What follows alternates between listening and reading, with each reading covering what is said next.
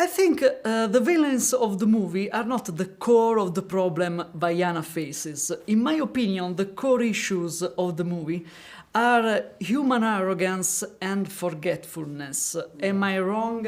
Am I going too far? No, I think that's a pretty good yes, I think digest that's, of it, yeah. that's accurate.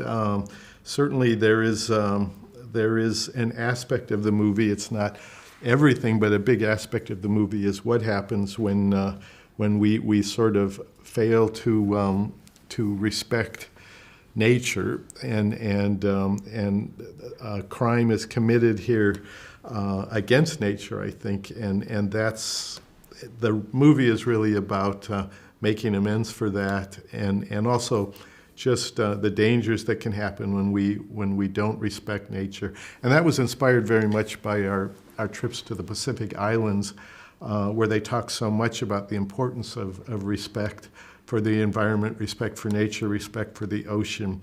They said, you don't own the land owns you.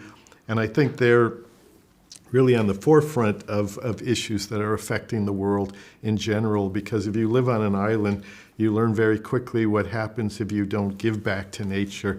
There's an aspect of reciprocity that needs to happen, and so that's definitely an aspect of the movie. I think you talk about forgetfulness too is part of the story, that so many people, the culture has forgotten who they were, and it's really up to Vaiana to bring them back to who they once were. That's a problem with cultures sort of around the world, and Maui has kind of forgotten the hero he was, and Taka, the sort of nominal villain of the story, is sort of disconnected from her better self. There's a theme of connection and disconnection, and I think forgetfulness is a part of it. So I agree, it isn't quite the normal villain, story that we've had in some of our other films. It's a little bit different than that.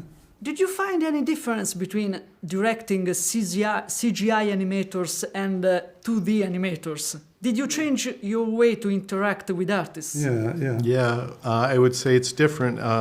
We have never done a CG film before, so we didn't really quite know exactly what to expect, but even at the beginning we had to take some classes to learn a new process, because the production process is very different.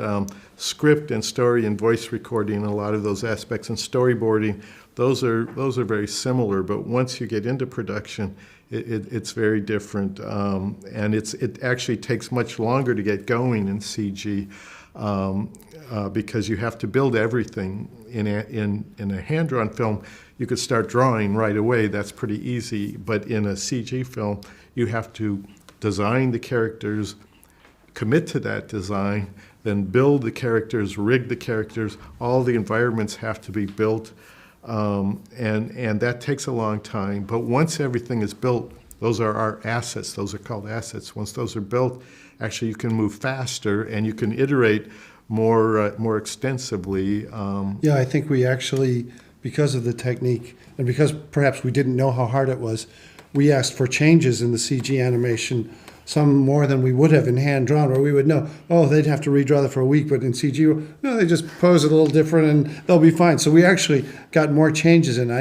We should ask them at some point, were we making life hard on you because we almost asked for more changes than we did in hand-drawn No one ever animation? complained, but also you can move the camera so extensively, and the lighting is so much more involved, and the textures and the fabrics and things we could do with the ocean and the effects of the movie, all of those were eye-opening for us. Okay. One last question. Do you think Walt Disney Animation Studios are living a new golden age right now? Yeah. I do think there is a sort of there was the big golden age in the 40s, and then I do think when we were doing Little Mermaid Land and they were doing Beauty and the Beast and Lion King, two films we weren't involved with, there was certainly an increase in the audiences and in the quality of the films and the music, and they had a way of lasting.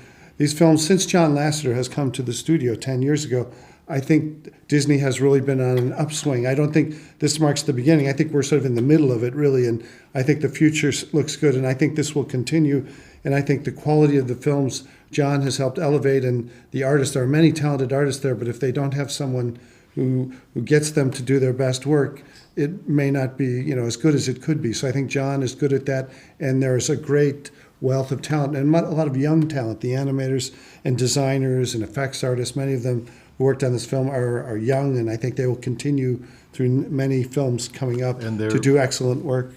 They're doing excellent work, and they're getting better all the time. Yeah. So I think, yes, the future is very bright. Future's bright.